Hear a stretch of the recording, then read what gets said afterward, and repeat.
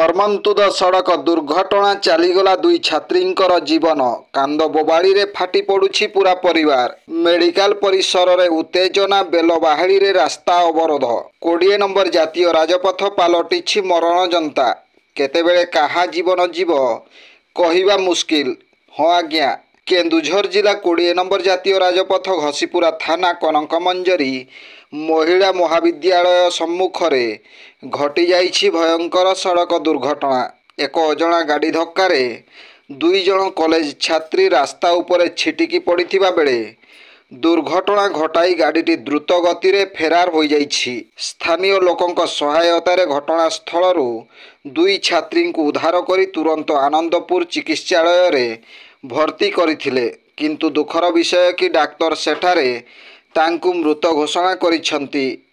ମୃତ ଛାତ୍ରୀ 2 ଜଣ ହେଲେ କନକମଞ୍ଜରୀ ମହାବିଦ୍ୟାଳୟର ଯୁକ୍ତ 3 ପ୍ରଥମ ବର୍ଷ ଛାତ୍ରୀ ବେଲବାହାଳି ଗ୍ରାମର ଦୀପାଞ୍ଜଳି ସାହୁ ଏବଂ ଅନ୍ୟ ଜଣେ ସିଆପଡ଼ା ଗ୍ରାମର ଅନ୍ନପୂର୍ଣ୍ଣା ପାତ୍ର। ଏନେଇ ମେଡିକାଲ ପରିସରରେ ଉତ୍ତେଜନା ପରିସ୍ଥିତି ଦେଖାଦେଇଥିବା ବେଳେ ବେଲବାହାଳିଠାରେ ରାସ୍ତାରୋକ କରାଯାଇଥିଲା। Bureau report, Janajagaran Odia. ଭିଡ଼ିଓଗୁଡ଼ିକ ଆପଣମାନଙ୍କୁ ଭଲ ଲାଗୁଥିଲେ ଆମ ଚ୍ୟାନେଲକୁ ସବସ୍କ୍ରାଇବ୍ କରିବା ସହ ଲାଇକ୍ ସେୟାର କରିବାକୁ ଭୁଲନ୍ତୁ ନାହିଁ।